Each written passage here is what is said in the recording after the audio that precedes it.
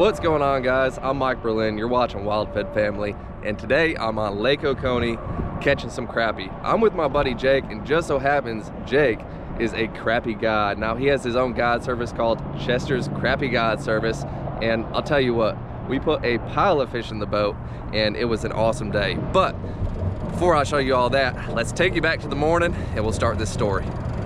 All right, y'all, the sun is rising here in middle Georgia. We are at Lake Oconee, but it is time to get in the water, get an early jump on it.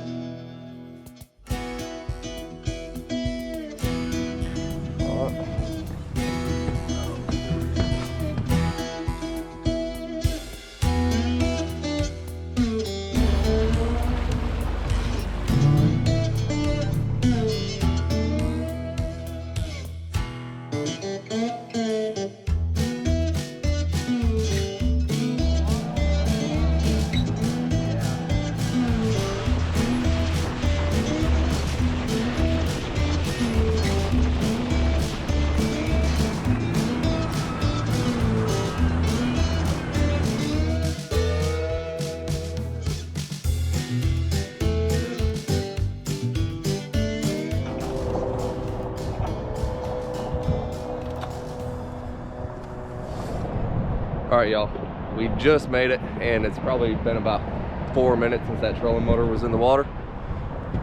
Jake already found some fish, so about to get to fishing. All right, we are cruising around using the live scope. You see right here to find some fish. So I'm just gonna let Jake do some explaining for you because he's the professional, not me. I'm just here for the ride. All right, so we're out here on Lake Oconee today. Our main goal is to catch some open water crappie. You can show them right here. You can see we're just cruising around. Here's our boat right here, our heading. We're just cruising through this channel right here and using the live scope to search for these schooling fish. Basically, we're looking for fish that are suspended and that are sitting somewhat still, not really moving around too much. You can target those a whole lot easier. I like fishing for anything 18 foot and above in the water column, just so I mean, the deeper they are, especially on days that you got a lot of wind or current, it's a whole lot harder to get down to them. Higher they are in the water column, the better they bite typically as well. All right, so let me show you kind of how we're working this. Now on the screen you got right here, so the trolling motor is pointing straight forward. It's giving you a picture of what's underneath the water. So roughly, say that fish right there, there we go, there's two crappie 30 feet out from in front of the trolling motor. Jake's gonna flick a line out and you can actually see his jig come on down right over the top of those fish, and what he's trying to do is keep it over the top of them and tease them. But they are roughly 10 feet deep, 24 feet out, straight out in front of that trolling motor.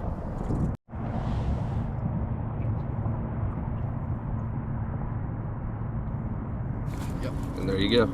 So that fish just come up and get him. Oh, damn. Come on. Lost him. Let's do it again. That right there is the first crappie of the day, with many more to come. Let's keep doing it. Fish number 2, going in the live well.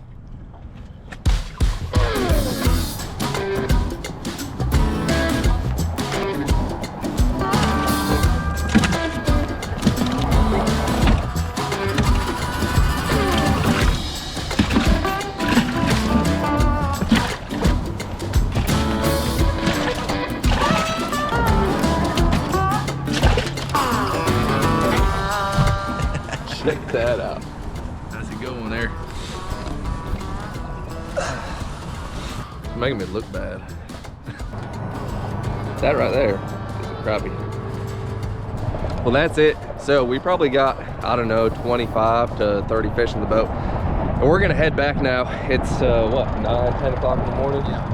Yeah, so I don't know, maybe 10, 15 fish an hour. And the awesome thing is that Jake is going to be fishing with you, showing you how to do all this stuff, and whatever fish he catches goes in your cooler. So we probably, he did better than me, definitely did better than me. But we're gonna head back and we're gonna cook some of these fish up.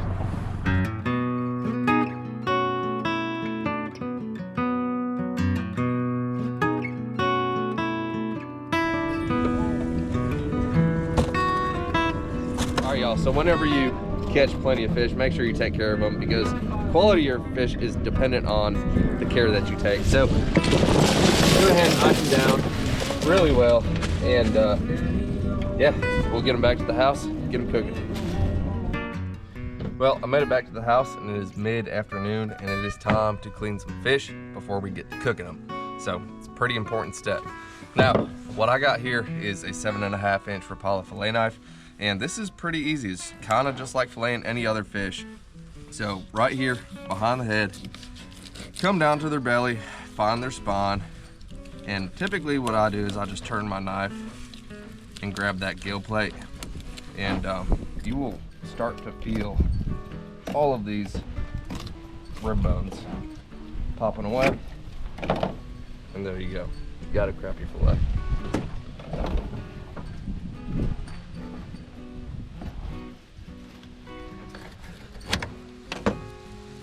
Peel the skin off, cut away your rib bones.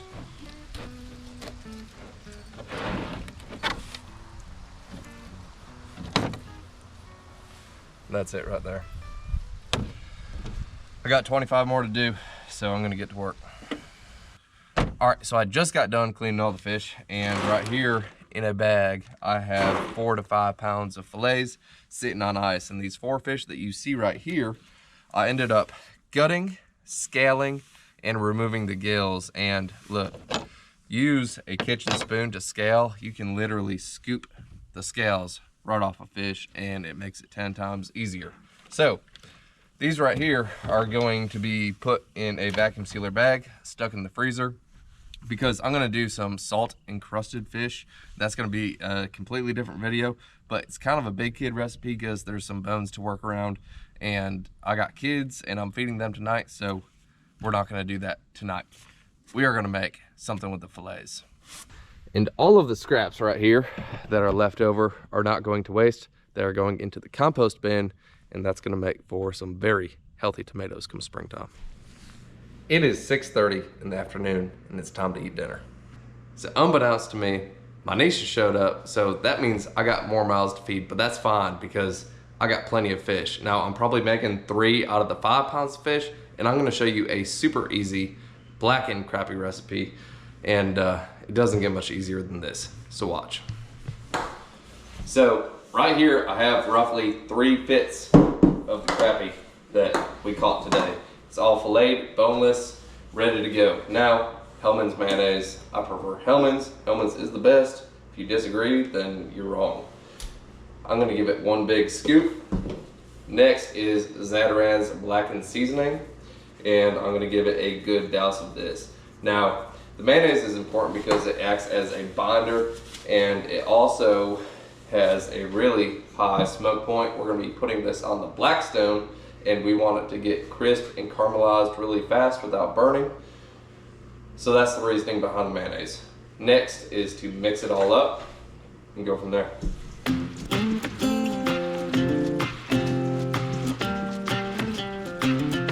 I got 1 good mix in, and I'm gonna go ahead and season it 1 more time with my mayonnaise covered hands.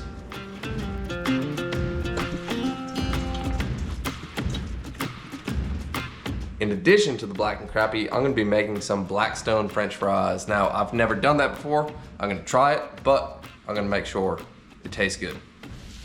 So the potatoes are definitely gonna take longer than the fish, so I got them on first, but I wanna say something that I forgot to say earlier on, and that is Jake's Facebook link. I'm gonna put in the description below, so that if you want to go crappie fishing in Middle Georgia, all you gotta do is send him a message and he'll get you hooked up.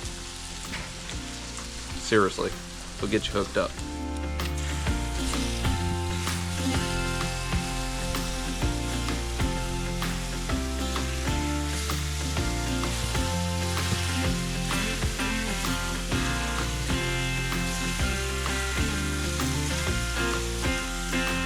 So the fish is on. Go ahead, give it a good sear, about 2-3 minutes on each side until it's nice, dark, golden, and caramelized, and we are officially cooking with peanut oil.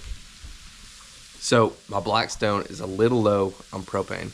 Now, it's not cooking it like I wanted to. I wanted to get a really hot sear, but doesn't matter. We are still cooking fish, still cooking French fries.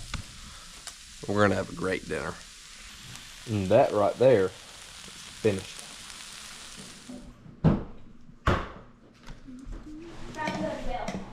Is it? Yep, from today. Dear God, thank you for today. Thank you for everything that you give us. God, thank you for the fish that you give us out in the lake. Thank you for Emmeline, Madison, Holly, William, Gigi, and Eddie. God, we thank you for all the many blessings you give us. Amen. Look, I'm gonna try it. So that's a wrap right there. I'm gonna sit down, eat dinner because I'm distracted right now and I gotta finish this video. Anyway, thank you for sharing, liking, subscribing, all of that good stuff. And I will see you on the next video.